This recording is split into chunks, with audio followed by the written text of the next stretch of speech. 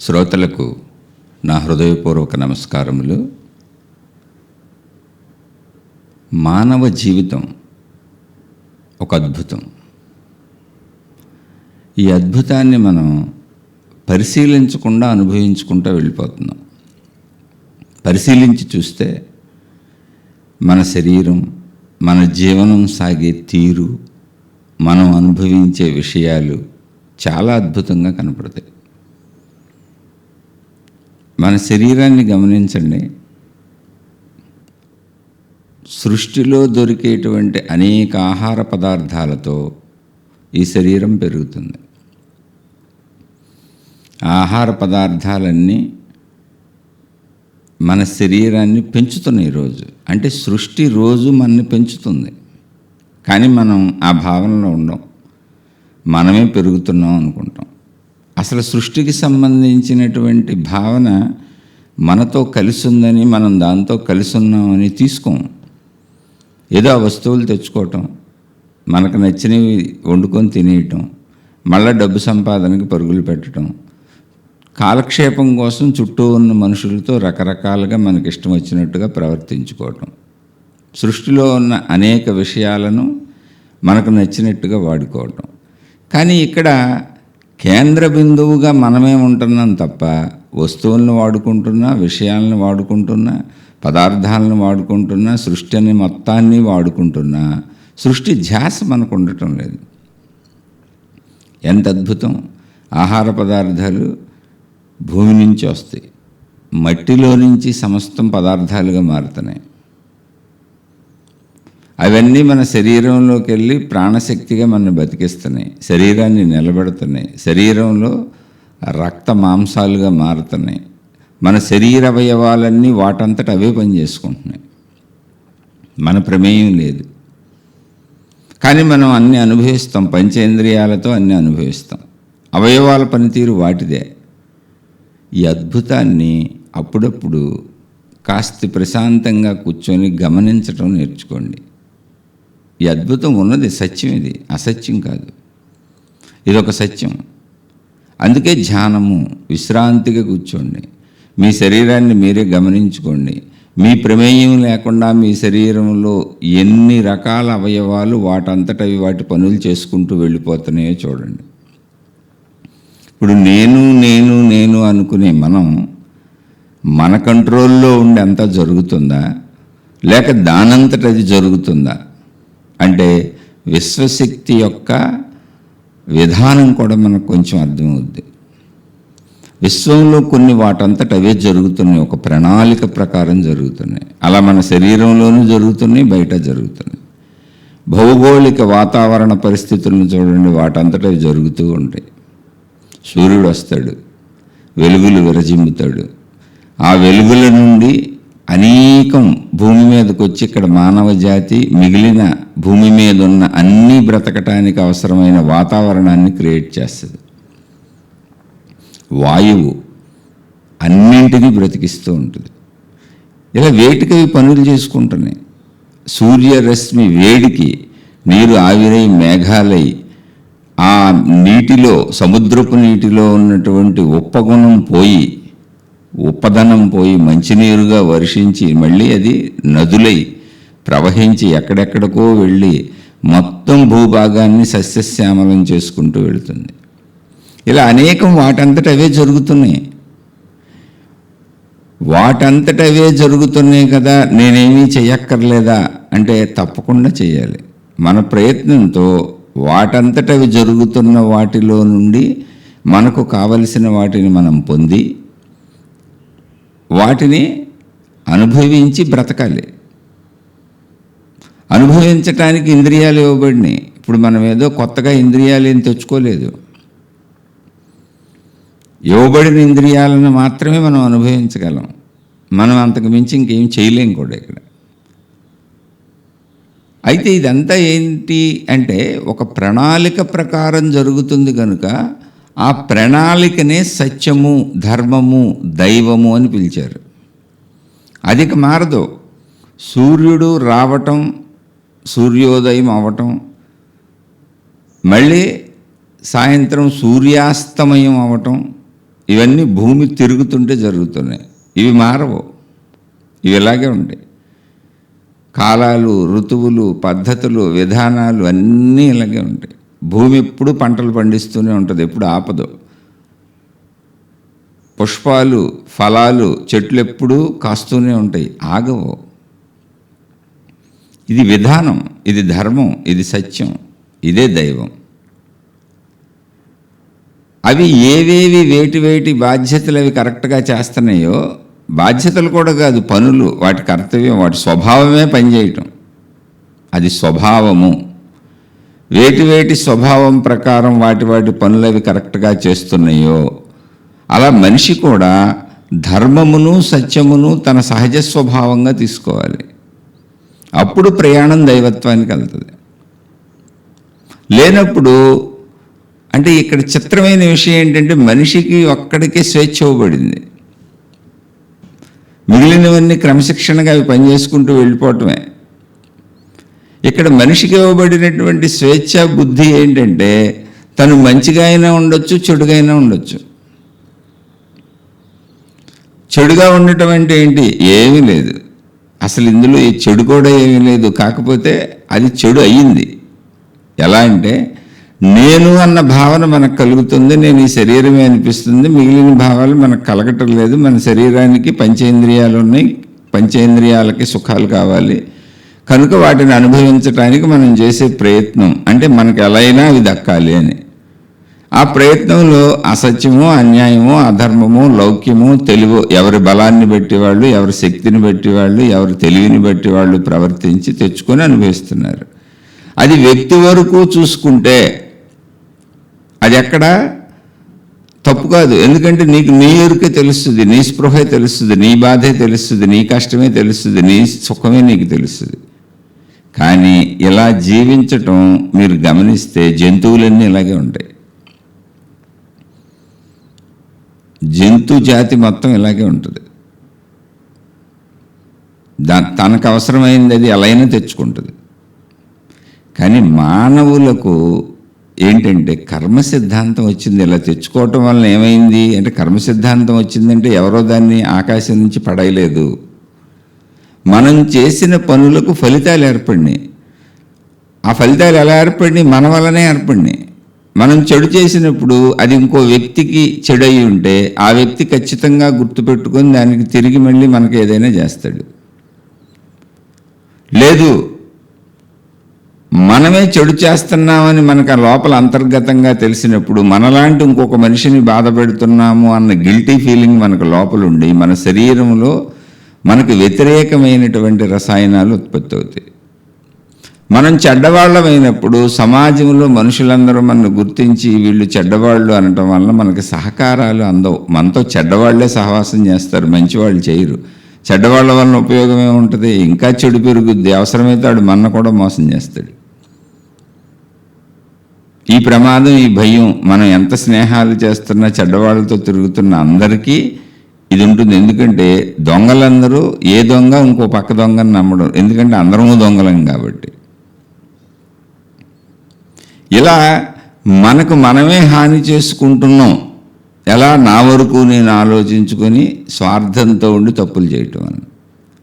అక్కడే ఆధ్యాత్మికత ప్రారంభమైంది. ఏంటంటే, నాయన నీలాంటి వాళ్ళు చుట్టూ సమాజంలో అనేక మంది ఉన్నారు, అనేక జీవరాశులు ఉన్నాయి. నీకు బాధ, సుఖము, దయా, జాలి, కరుణ ఇలాంటి గుణాలన్నీ పెట్టబడినవి నీకు తెలుస్తుంది. జంతువుకి అవి తెలీదు. జంతువుకి ఆ గుణాలు పెట్టబడలేదు కనుక దాని కార్యాలకు దానికి పాపము, పుణ్యము అనేవి రావు. అలా జీవించి చనిపోద్ది. నీకు అలా కాదు, నీకు పెట్టబడింది. నీ నొప్పి నీకు తెలిసినప్పుడు ఎదుటివాడికి ఎలాంటి నొప్పి ఉంటుంది అనేటువంటి స్పృహ, ఎరుక, జ్ఞానము నీకు పెట్టబడింది.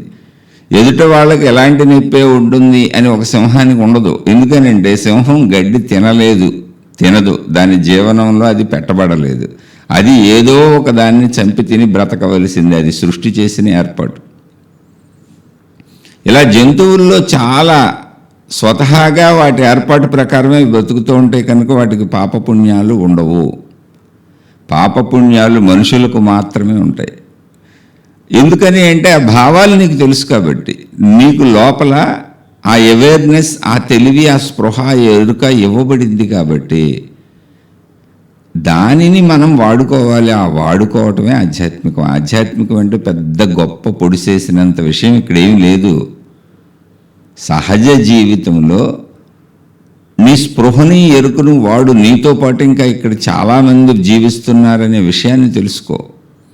వీలైతే మేలు చెయ్యి, అప్పుడు నువ్వు దైవత్వం వైపు సాగుతావు. ఎందుకంటే ఇతరులకు మేలు చేసే వాళ్ళందరికీ హృదయం సున్నితమవుతుంది, బుద్ధి సూక్ష్మమవుతుంది, ఆలోచన శక్తి, జ్ఞానము, సున్నితము, సుకుమారమై విశాలత్వాన్ని పొందుతాయి. ఇతరులకు హాని చేసే వాళ్ళందరూ స్వార్థంతో చేస్తారు కనుక, స్వార్థం అంటే ఏంటి, నేను అని ముడుచుకుపోవటం కనుక వాళ్ళ బుద్ధి కూడా ముడుచుకుపోతుంది, వాళ్ళ గుణాలన్నీ ముడుచుకుపోతాయి, వాళ్ళు దగ్గరికి ముడుచుకుపోయి వాళ్ళకి వికాసం ఉండదు. వికాసం ఉండదంటే సూక్ష్మతరంగా వాళ్ళ బుద్ధి పనిచేయదు. వాళ్ళకి మంచి మంచి సున్నిత సుకుమారమైనటువంటి ఇంటెలిజెంట్ ఆలోచనలు రావు. కన్నింగ్ ఇంటెలిజెన్స్ ఆలోచనలు వస్తాయి. ఎందుకంటే స్వార్థంతో ముడుచుకుపోయింది. అప్పుడు వాళ్ళు చేసే ప్రయత్నాలు ఎలా ఉంటాయంటే వాళ్ళ జీవితానికే వాళ్ళ బుద్ధి ఉపయోగపడదు. అది ప్రాబ్లం ఇక్కడ.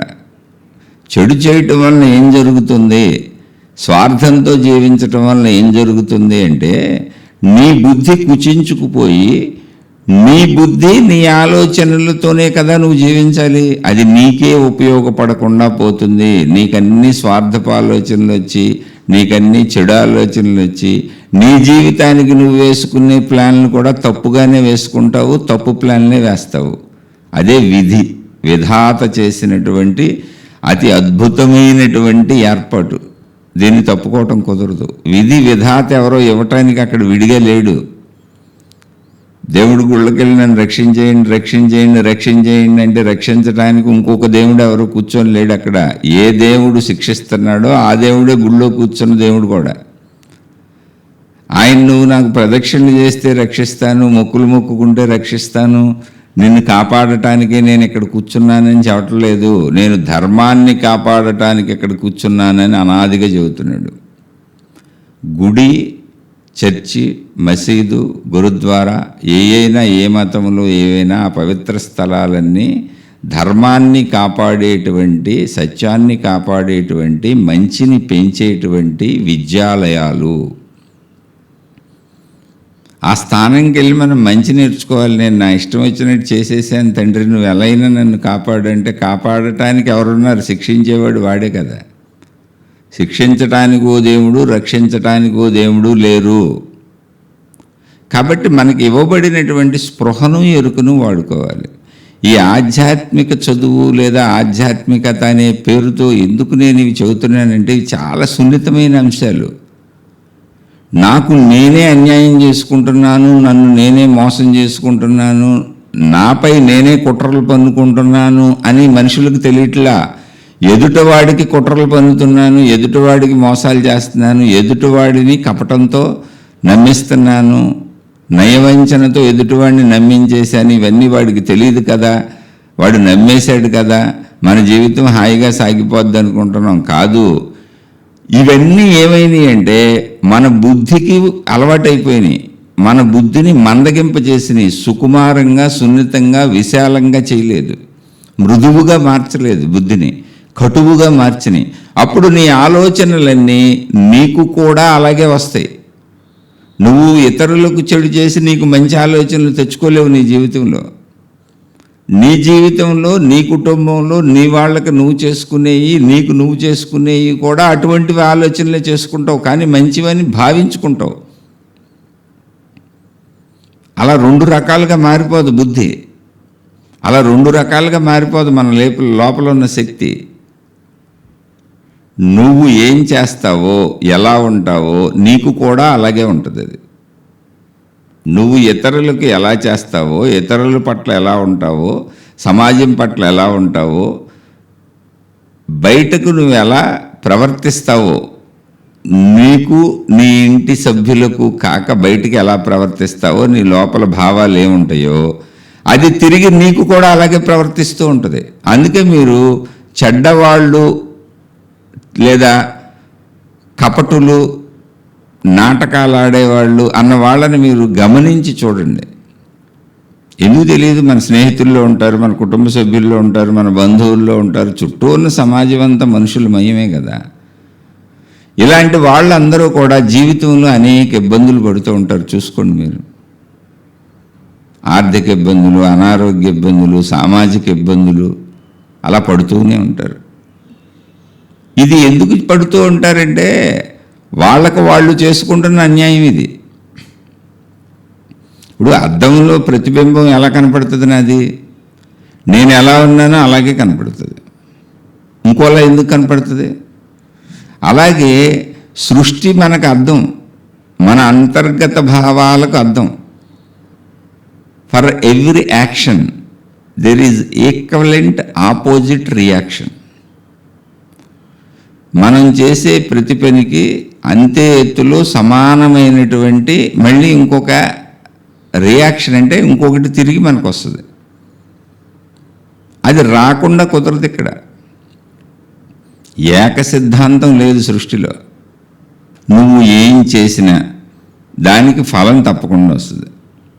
అది ఇక్కడ విధానం.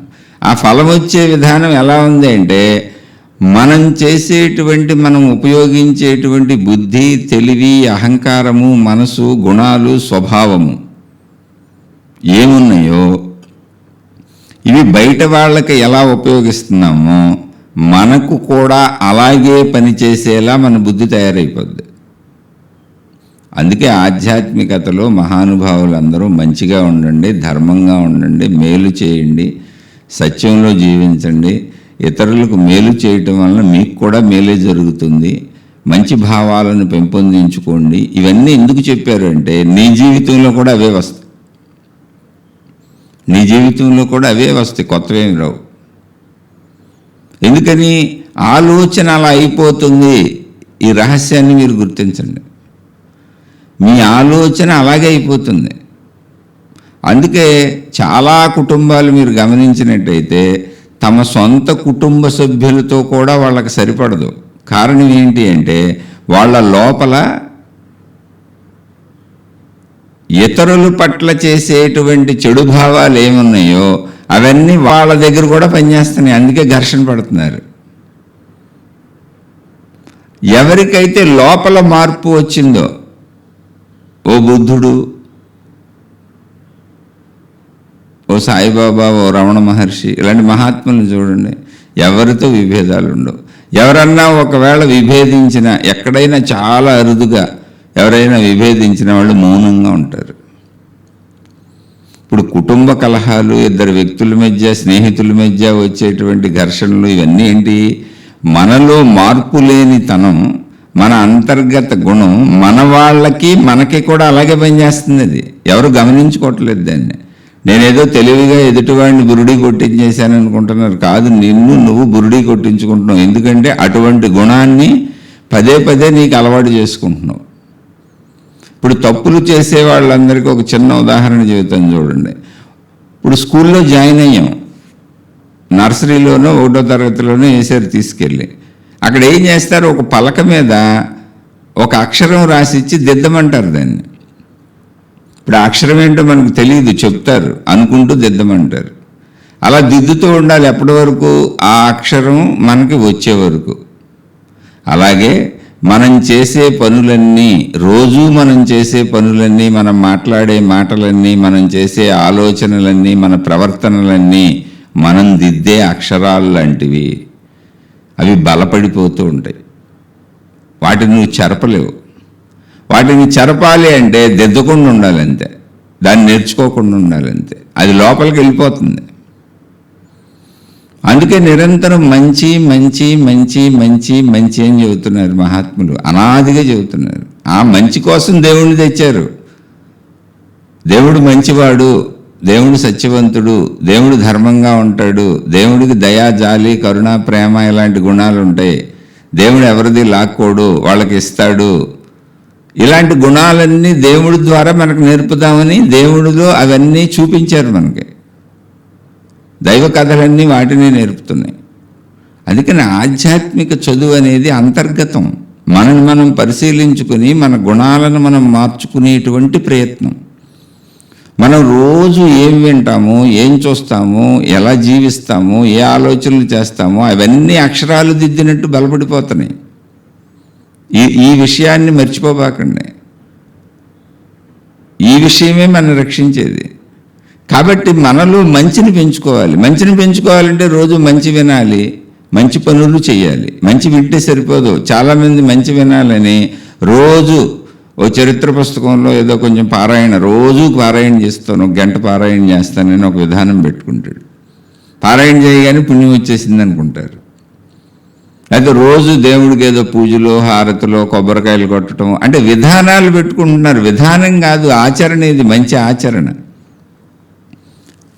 ఆచరణ కావాలి. ఎవరికైనా ఏమైనా పెట్టావా? ఎంత ఎవరికైనా ఇంత మేలు చేసావా? ఎవరికైనా సహాయపడ్డావా? ఎవరినైనా వాడుకున్నావా? గమనించుతూ ఉండు, చూసుకో. నీ మాటలతో కానీ, నీ చేష్టలతో కానీ, నీ ప్రవర్తనతో కానీ, నీ ధనంతో కానీ, నీ శక్తితో కానీ, నీ తెలివితో కానీ నీకు భగవంతుడు సృష్టి ఇచ్చినటువంటి సమస్తంతో ఎవరికైనా ఉపయోగపడ్డావా? ఎవరినైనా నీకు ఉపయోగపరుచుకున్నావా? తెలివిగా జీవించి ఎవరినైనా మోసం చేసావా? ఎవరికాళ్ళు చూసుకోవటం. ఏది చేస్తే అది పెరిగిపోతూ ఉంటుంది. ఆ పెరిగిందే తిరిగి ఫలితంగా వస్తూ ఉంటుంది. ఆ పెరిగినటువంటిదే గుణము, స్వభావం అవుతూ ఉంటుంది. అది మనకి, మన ఇంట్లో వాళ్ళకి కూడా అలాగే పనిచేస్తుంది. అందుకే ఒక స్థితిలో వచ్చినాక అందరూ విడిపోతున్నారు. భార్యాభర్తలకు పట్టలేదు, అన్నదమ్ములకు పట్టలేదు, అక్క చెల్లెళ్ళకు పట్టలేదు, తల్లిదండ్రులకి పిల్లలకి పట్టలేదు. అన్ని బంధాలు కొట్టుకుంటూ ఉంటాయి. కారణం ఏంటంటే మళ్ళీ నేను అని వచ్చేటప్పటికి మన గుణం, మన బుద్ధి మనకు అనుకూలంగా మాట్లాడుకుంటుంది. మన కుటుంబ సభ్యుల దగ్గర కూడా. లేదా అధికమైనటువంటి లాలసలు, కోరికలతో ఎక్కడో చిక్కుకుపోతున్నాం. అందుకని ఆధ్యాత్మిక చదువు అంటే అంతర్గత చదువు. మన స్వభావాలని, మన గుణాలని గమనించుకొని వాటిని మార్చుకునేటువంటి ప్రయత్నం ఇది. ఎవరి కోసమో కాదు అసలు ఇది. ఎవరో మంచోళ్ళు, ఎవరో చెడ్డోళ్ళు అని చెప్పడం వల్ల మనకు వచ్చేదేంటి, మనకు పోయేదేంటి? అసలు దానివల్ల ఉపయోగం లేదు. ఒకవేళ ఎదుటివాడు చెడ్డవాడైతే మనం ఒకవేళ వాళ్ళని నమ్మితే ఒకసారి, 2 సార్లు, 3 సార్లు మోసపోతాం. తర్వాత ఏముంటుంది? ఎవరి జీవితం వాళ్ళు జీవించుకుంటాం. అందులో పోయేది ఏముంది? మోసపోవటం అంటే ఎప్పుడూ ప్రపంచంలో వస్తువులు, డబ్బులే తప్ప పోయేది ఏమీ లేదు. కానీ చెడ్డవాళ్లతో సహవాసం చేసి చెడు గుణాలు ఏర్పాటు చేసుకుంటే, ఆ చెడ్డ బుద్ధులు ఏర్పాటు చేసుకుంటే మొత్తం జీవితమే పోద్ది. ఎందుకని పోతుంది అంటే వినండి జాగ్రత్తగా.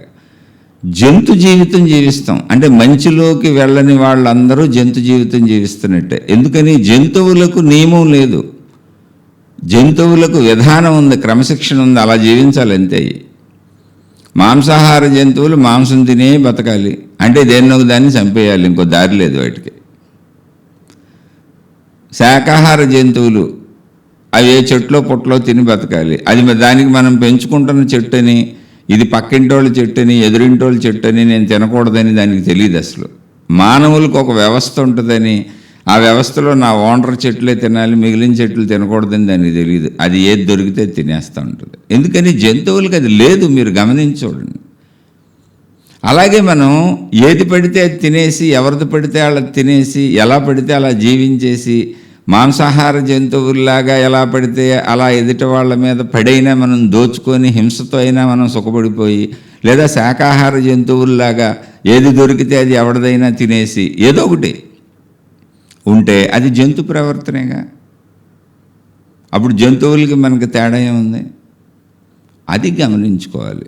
తేడా ఉంది. ఎక్కడ ఉంది? మన బుద్ధిలో ఉంది, మన ఆలోచనలో ఉంది. భగవంతుడు తేడాను ఏర్పాటు చేశాడు. ఎందుకంటే మనకు తెలిసి ఎలా పెట్టాడు, విషయ జ్ఞానం మనకు అర్థమయ్యేలా పెట్టాడు. మంచి అనేది సున్నితత్వాన్ని, సుకుమారత్వాన్ని, క్షమాగుణాన్ని, ప్రేమతత్వాన్ని అన్నీ పెంచుతుంది. అందుకని అనేక కథలు వచ్చినాయి.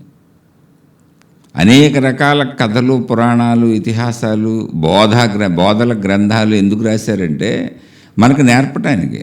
ఆధ్యాత్మిక చదువు అదంతా. నువ్వు రోజు రోజుకి సున్నిత మనస్కుడు అవుతూ ఉండాలి. నువ్వు రోజు రోజుకి కోరికలు పెంచుకుంటే కఠిన మనస్కుడు అవుతూ ఉంటావు. ఎందుకని? కోరిక తీరపోయిన కొందికి నీలో బాధ పెరుగుతూ ఉంటుంది. నువ్వు రోజు రోజుకి నిన్ను నువ్వు తగ్గించుకొని, నీ కోరికలు తగ్గించుకొని, నీ ఆశలు తగ్గించుకొని మంచితనాన్ని పెంచుకోవాలి. అంటే నువ్వు తగ్గించుకోకర్లా, మంచితనం పెరుగుతుంటే ఆటోమేటిక్గా అయ్యే తగ్గిపోతాయి. కనీస అవసరాలే తీర్చుకుంటారు.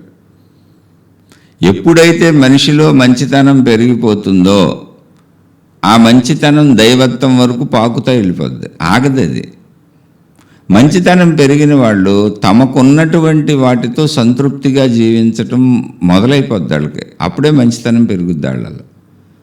మంచితనం పెరగటం, కోరికలు తగ్గటం అనేవి రెండు ప్రాసెస్లు కాదు. అది మంచితనం పెరుగుతుంటే కోరికలు ఆటోమేటిక్గా తగ్గిపోతూ ఉంటాయి. ఎందుకంటే కోరికలు బలంగానైనా తీర్చుకోవాలని అతను అనుకోడు. ఎందుకంటే అతను మంచివాడు అయిపోయాడు. వారి హృదయం సున్నితమైపోయింది, సుకుమారం అయిపోయింది.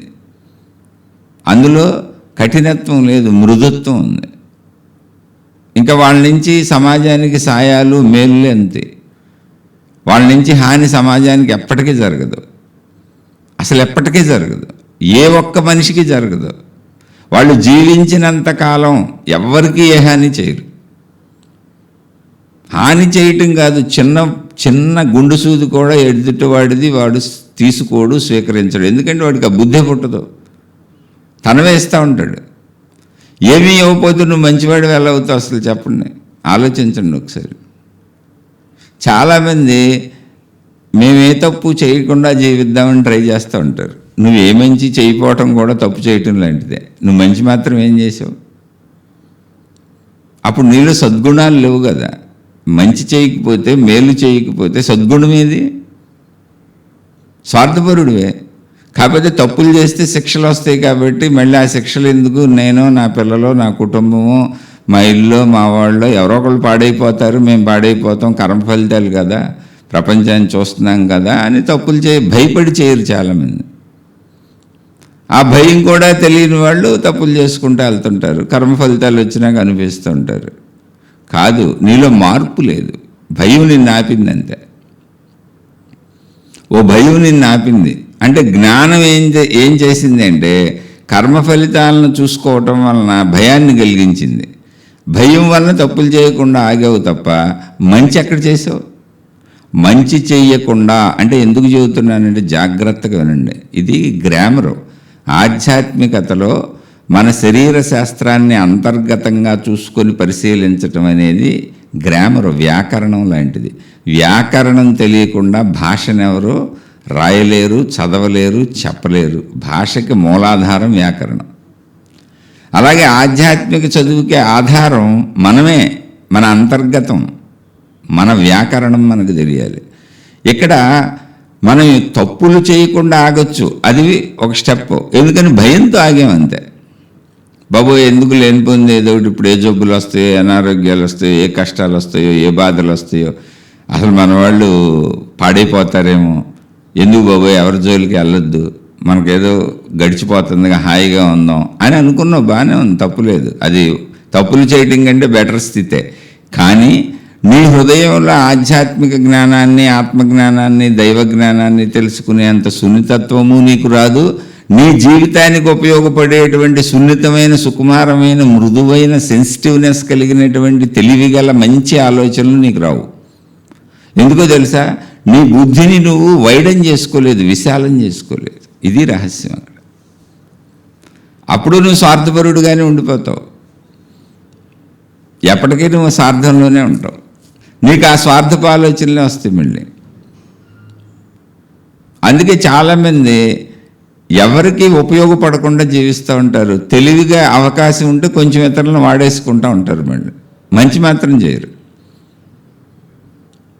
మంచి చేయకపోతే నీకే నష్టం.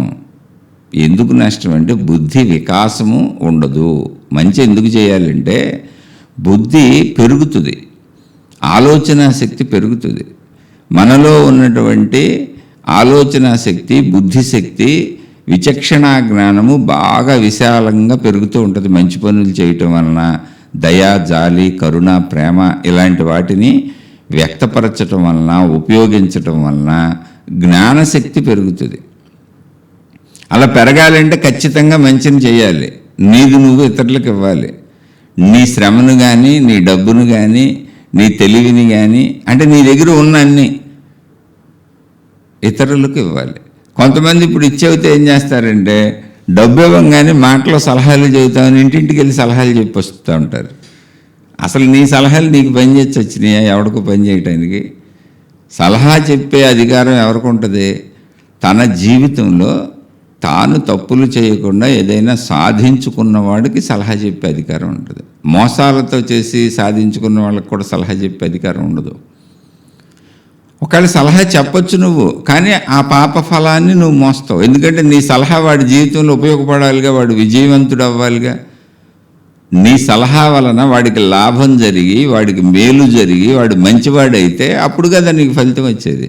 నీ సలహా వలన వాడికి ఎంత నష్టం జరిగిందో అంత నష్టం నీ జీవితంలో జరిగిపోద్ది. సలహాలు ఉచితము కదా, ఖర్చు లేదు కదా అని ఇస్తున్నాం, ఇచ్చేయచ్చు అందరికీ. కానీ నువ్వు ఎంతమందికి ఎన్ని సలహాలు ఇస్తావో నువ్వు గమనించి చూసుకో, అంత నష్టం నీకు జరిగిపోతూ ఉంటుంది. అది నీ ఇంట్లోనో, నీ ఒంట్లోనో, నీ వాళ్ళకో ఎక్కడో ఒకటి జరుగుతూనే ఉంటుంది.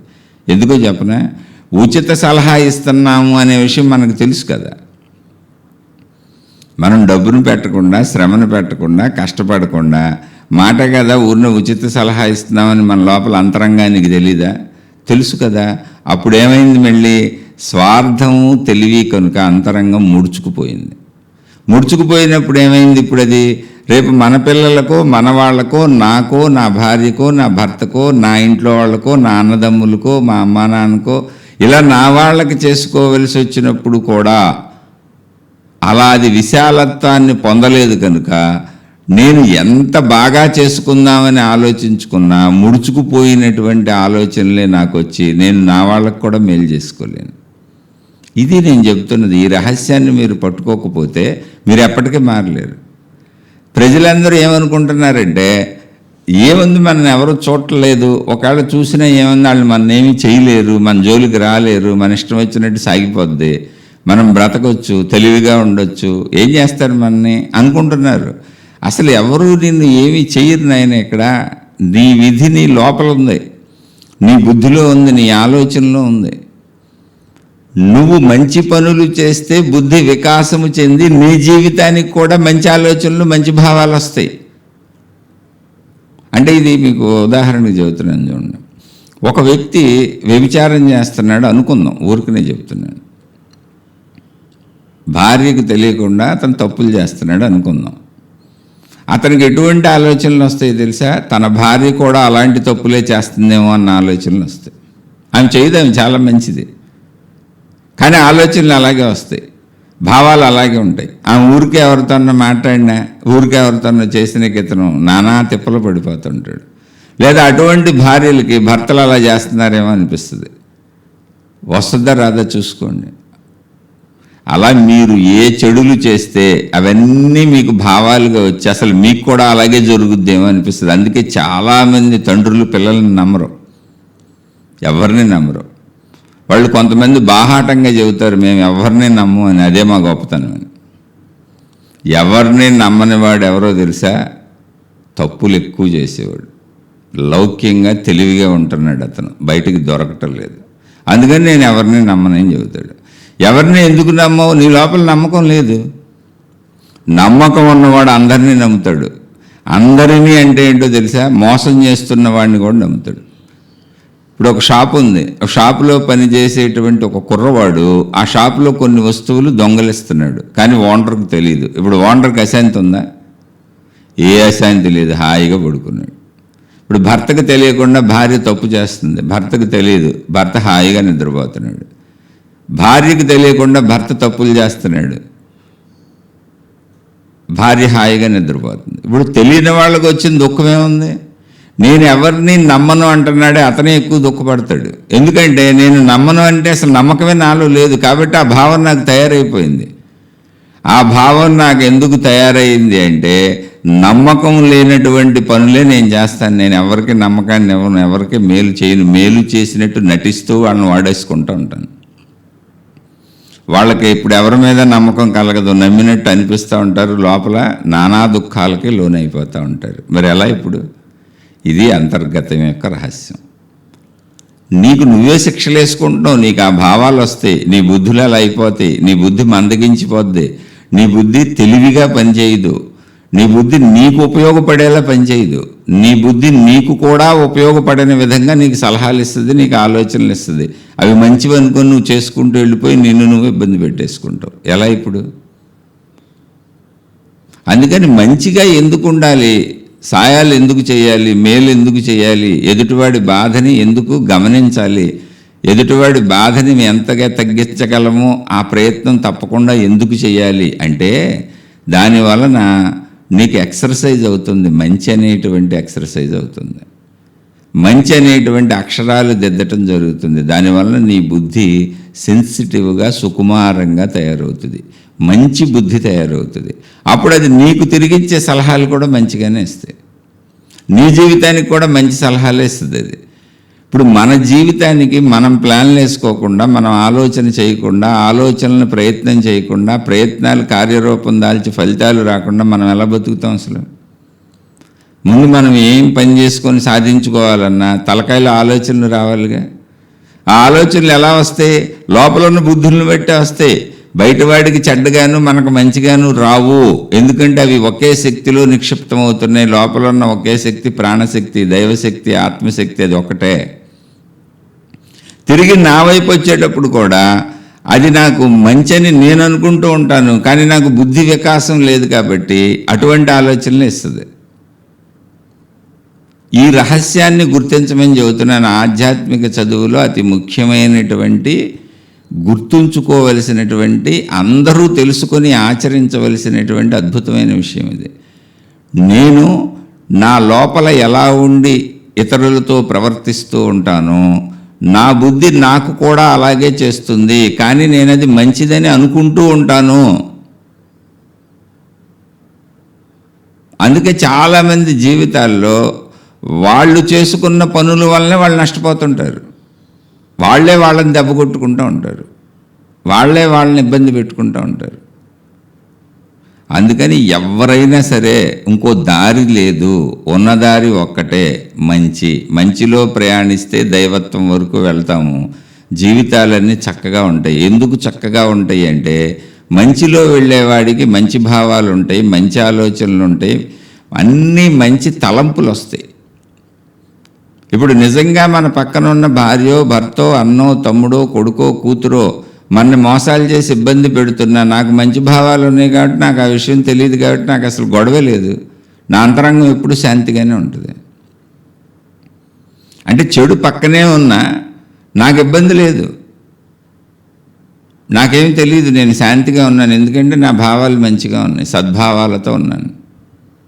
అది అలాగే నేను సద్భావాలతో ఉన్నాను కాబట్టి నేను నా జీవితం కోసం, నా కుటుంబం కోసం, నా వాళ్ళ కోసం నేను చేసేటువంటి ఆలోచనలు, పనులు కూడా సద్భావాలతో మంచి ఆలోచనలు వస్తాయి, నాకు ఉపయోగపడే ఆలోచనలు వస్తాయి. ఎందుకని నేను అన్ని చోట్ల నిస్వార్థంగా ఉన్నాగా. అందుకని నిస్వార్థము, స్వార్థము, మంచి చెడు మనం ఏది పాటించాలి అనే దాన్ని బాగా తెలుసుకోండి. మీరు మంచిని పాటిస్తే మాత్రమే మంచిని పొందగలుగుతారు. మీరు చెడును పాటిస్తే తాత్కాలికంగా మీరు ఎదిగినట్టు, గొప్పవాళ్ళైనట్టు, సమాజంలో పేరు ప్రతిష్టలు ఉండొచ్చు, డబ్బు కూడా కనపడతా ఉండొచ్చు, హోదాలు కనపడతా ఉండొచ్చు, కానీ అంతరంగంలో కుచించుకుపోతూ ఉంటారు, రాక్షసుడైపోతూ ఉంటారు. ఒకరోజుకి మీరే మీకు భస్మాసుర హస్తంలాగా మీ నెత్తిని మీరే చేయబెట్టుకుంటారు. ఇప్పుడు భస్మాసురుడు కథ ఏంటి చూడండి. భగవంతుడు కోసం తపస్సు చేశాడు. అంటే మంచోడేగా, భగవంతుడు అందరికి కావాలి, మనకి భగవంతుడు కావాలి, ఆ మార్గంలో వెళ్తున్నాం. ఇప్పుడు భగవంతుడు ప్రత్యక్షమయ్యాడు. వాడు ఏమడిగాడు?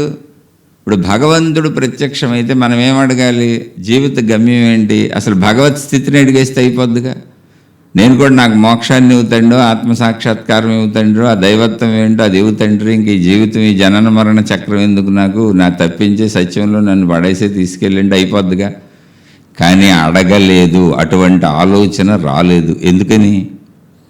వాడి లోపల ఉన్నది రాక్షస ప్రవృత్తి, చెడు కలిగినటువంటి బుద్ధి, చెడ్డ బుద్ధి. నేను అదే చెబుతున్నాను, మన లోపల ఏ బుద్ధి ఉందో అదే మనకు కూడా పనిచేస్తుంది. ఇప్పుడు ఇంత భగవంతుడి కోసం వచ్చాడు, తన వలన పనులు అవ్వట్లేదు, తన శక్తితో పనులు అవ్వట్లేదు, తన మేధస్సుతో తన కోరికలన్నీ తీరట్లేదు, కాబట్టి తనకు ఉన్నదానితో తృప్తి సరిపోవట్లేదు, ఇంకా ఏదో కావాలి. ఇప్పుడు తను తీర్చుకోలేను కనుక భగవంతుడి కోసం తపస్సు చేశాడు, దైవశక్తి ద్వారా దాన్ని పొందుదామని. మనం కూడా అలాగే వెళ్తున్నాం, గుళ్ళు గోపురాలు. అదే నేను చెప్పేది, నీలో చెడును పోగొట్టుకోకుండా గుళ్ళు గోపురాలకు వెళ్తే నువ్వు రాక్షసుడివి అవుతావు. అదే దైవశక్తితో రాక్షసుడివై నిన్ను నువ్వే పాడు చేసుకుంటావు. ఇందుకే చరిత్రలు రాశారు, నేను చెబుతుంది కాదు అది. మహాత్ములు పురాణాలు కథలు ఎందుకు రాశారు? ఇందుకే. ఓ భస్మాసురుడు కథ ఎందుకు? ఇందుకే. ఇప్పుడు నేను మీకు చెబుతున్న బుద్ధియోగం అదే. బుద్ధియోగం ఇది. మనం ఇతరులకి ఏం చేస్తామో మన బుద్ధి మనకు కూడా అలాగే పనిచేస్తుంది. ఆ విషయం మర్చిపోతున్నారు. నాకు నేను మేలుగా తెలివిగా ఉండగలను, ఇతరులకు తెలివిగా లేకపోయినా పర్లేదని అనుకుంటున్నారు. కాదు, అలా జరగదు. నువ్వు అక్షరాలు దిద్దితే అక్షరాలు వచ్చినట్టుగా నువ్వేం చేస్తే అదే వస్తుంది నీకు బుద్ధి. నువ్వు చెడు చేసినప్పుడు చెడ్డ బుద్ధే ఉంటుంది, నువ్వు మంచి చేసినప్పుడు మంచి బుద్ధి అవుద్ది. ఇప్పుడు భస్మాసురుడు చెడు చేసుకుంటూ వెళ్ళాడు, చెడ్డవాడు, వాళ్ళు మంచి లేదు. కానీ వాడు భగవంతుడి దగ్గర తపస్సు చేశాడు. ఇప్పుడు చెడ్డవాడిని కదా నేను దేవుడి దగ్గరికి రాననలేదు, దేవుణ్ణి పూజించాడు, దేవుణ్ణి ప్రత్యక్షం చేసుకునే అంత భక్తిని చేశాడు. ఇప్పుడు ఆ భక్తి కాలంలో, తపస్సు కాలంలో వాడిని ఎవరైనా చూసి ఉండాడు మంచోడనే అనుకుంటారు. మంచి అలా ఉండదు, అంతరంగం. వాడు దేవుడు ప్రత్యక్షమైనాక ఏమడిగాడంటే తన బుద్ధిలో ఉన్నది అడిగాడు. ఏంటి బుద్ధిలో ఉంది? నా ఎదురుగా అందరూ ఎవరైనా సరే నాశనం అయిపోవాలి, నా లెవెల్కి నా శక్తికి ఎవరు తట్టుకోకూడదు అని. అందరినీ నాశనం చేయటమే నా పని, నేనే బతకాలి ఇక్కడ, నాకంటే గొప్పగా ఎవరు ఉండకూడదు. కాబట్టి నేను ఎవరిని ఎత్తుని చేయబెడతాడు భస్మం అయిపోవాలన్నాడు. అంటే ఏంటి? ఇప్పుడు దేవుడు కనపడినప్పుడు మంచి ఆలోచన ఎందుకు రాలేదు వాడికి? మంచిగా భగవంతుణ్ణి మోక్షం ఇమ్మని, దైవత్వం తెలియజేయమని, ఆత్మజ్ఞానం నేర్పమని, లేదా సత్యం ఏదుందో అందులో పడేయమని ఇటువంటి ఆలోచన ఎందుకు రాలేదు? ఎందుకు అడగలేదు? ఎందుకు అడగలేదు అంటే ఇప్పుడు మనం కూడా అడగట్లేదు. గుడికెళ్ళి ఏమడుగుతున్నాం? మోక్షం అడుగుతున్నాం, కోరికలు అడుగుతున్నాం. దేవుణ్ణి ఏమడుగుతున్నాం? మన వల్ల కానీ అన్నీ తీర్చమని అడుగుతున్నాం. దేవుణ్ణి ఏమడుగుతున్నాం? మేము కర్మలు చేసేసాం, మాకు అనారోగ్యాలు, బాధలో, కష్టాలు, కన్నీళ్ళు వచ్చేసి తీర్చమని అడుగుతున్నాం. మనం మాత్రం ఎక్కడ అడుగుతున్నాం? మోక్షం. ఇవన్నీ ఎందుకు అడగము అంటే ఇక్కడ రహస్యం గమనించండి. ఇది కథలాగా వినకండి, మీ అంతర్గత రహస్యము, బుద్ధియోగము. ఇదే రహస్యం.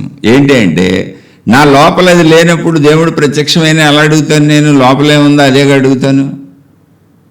నా లోపల చెడేగా ఉంది, అందరికీ చెడేగా చేశాను, నేను మంచి ఎక్కడ చేశాను? మంచి చేయకుండా మంచి ఎలా ఉంటుంది లోపల? కాబట్టి నేను నాకు అడిగేది కూడా అలాగే ఉంటుంది, భస్మాసురుడు అడిగినట్టే ఉంటుందని భస్మాసురుడు కథ రాశారు అక్కడ. భస్మాసురుడు అడిగాడు ఎవరినెత్తిని చేయబెడితే వాళ్ళు భస్మం అయిపోవాలని.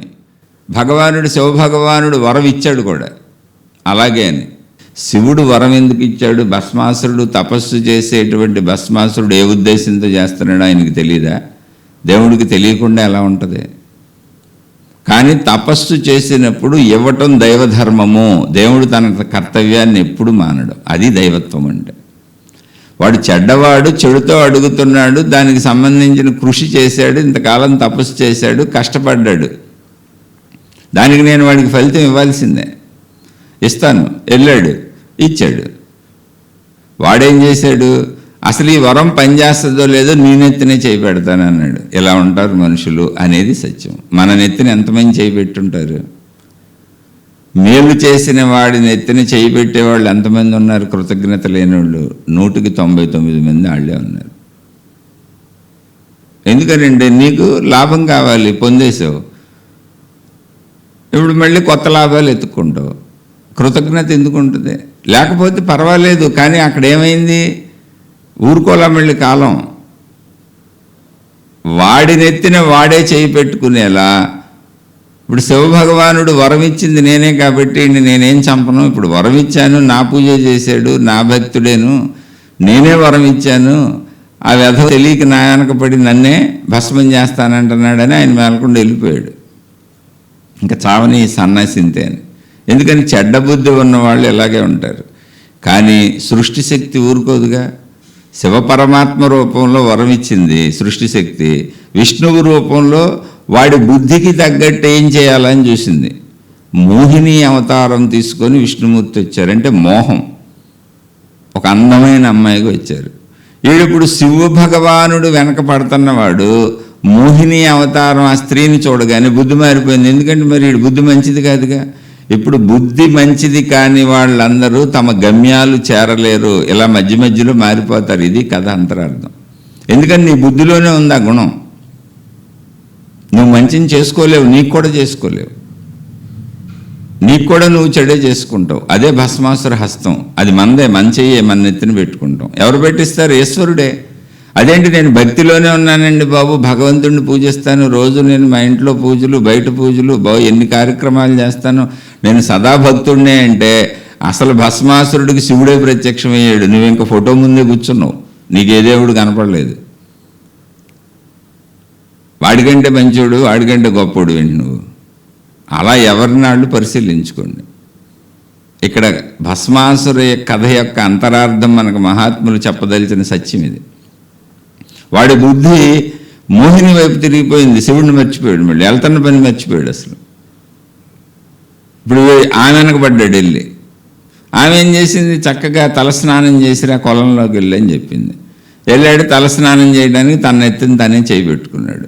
ఇందుకు నేను వరం కోరుకున్నాను, నా నెత్తిని నేను చేయి పెట్టుకోకూడదు అని వాడికి తెలుసా? తెలియదు. ఎందుకో తెలుసా? ఎదుటివాడి చెడు చేయాలనుకున్న వాడికి ఆ స్పృహ ఉండదు అసలు. అదే చెప్పే నేను, బుద్ధి యోగము నీకు నశించిపోద్ది. అందుకని వాడికి బుద్ధి సరిగ్గా పనిచేయలేదు. వాడిని ఎత్తిన వాడే చేపెట్టుకొని బూడిద కుప్ప అయిపోయాడు. ఇప్పుడు వరం ఎవరికి ఉపయోగపడిందంటే వాడికే ఉపయోగపడింది. వాడిని వాడే అంతం చేసుకున్నాడు. అందుకని ఒక్క మంచి మాత్రమే మనుషులను రక్షిస్తుంది, మనకు, మన జీవితాలకు, మన కుటుంబాలకు మేలు చేస్తుంది.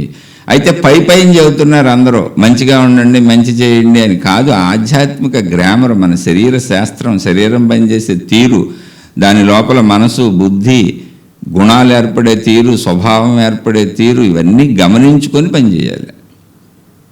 ఇంత విశాలమైనటువంటి 100 సంవత్సరాల పొడుగైన జీవితం ఎందుకో తెలుసా? ఇవన్నీ తెలుసుకొని ఆ మంచి అనే అక్షరాలు దిద్దుకొని బుద్ధిని దైవత్వం వైపు తీసుకెళ్ళి భగవంతుడిలో దాన్ని కలిపేయటానికి. అలా కలిపేయటానికి ఉన్న మార్గం కేవలము మంచితనము, మంచి పనులు మాత్రమే.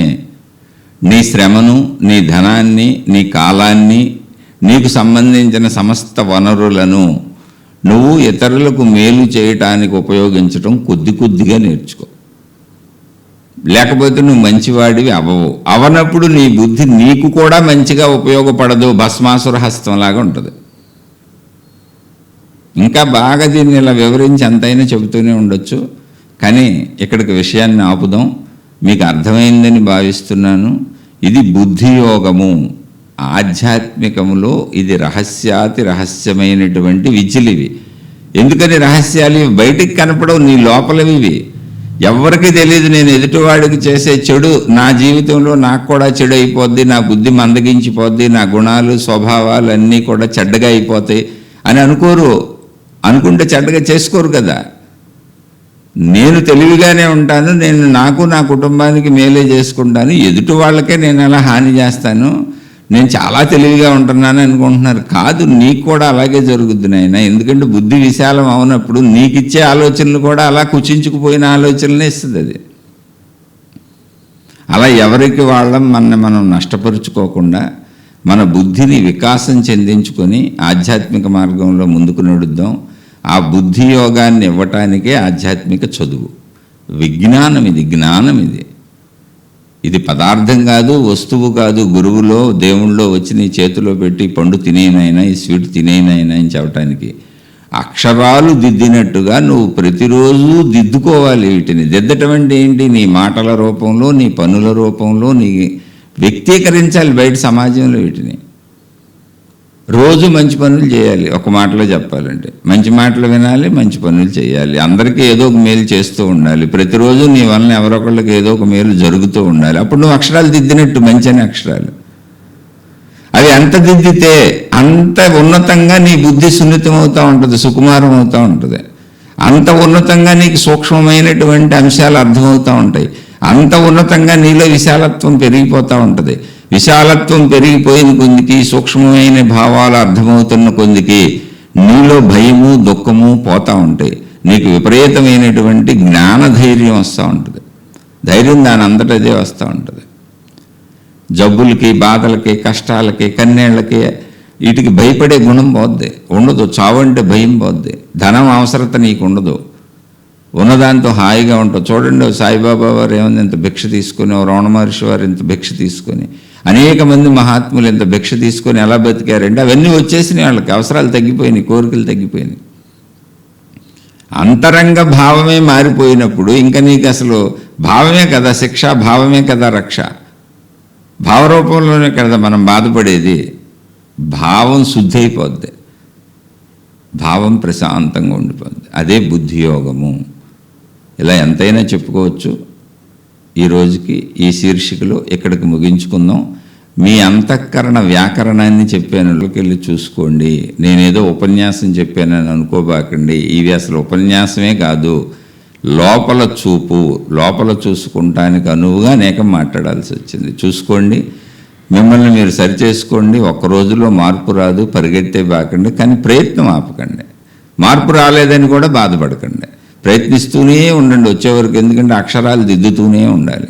అలా అని నేను చెప్పానని వెంటనే నమ్మేయకండి, బాగా పరిశీలించండి. అందులో సత్యం ఉంటే తీసుకోండి, అసత్యం ఉంటే వదిలేసేయండి. శుభమస్తు. మీకు మీ కుటుంబ సభ్యులకు మేలు చేకూరుగాక. మరొక కొత్త శీర్షికతో మరలా కలుసుకుందాం. మీ అభిప్రాయాలను లేదా మీ సందేహాలను నాకు తెలియచేయవచ్చు. కామెంట్ల రూపంలో కానీ మెయిల్కి కానీ పంపవచ్చు. తప్పకుండా మీ అభిప్రాయాలను లేదా మీ సందేహాలను తెలియజేసే ప్రయత్నం చేయండి. శుభమస్తు.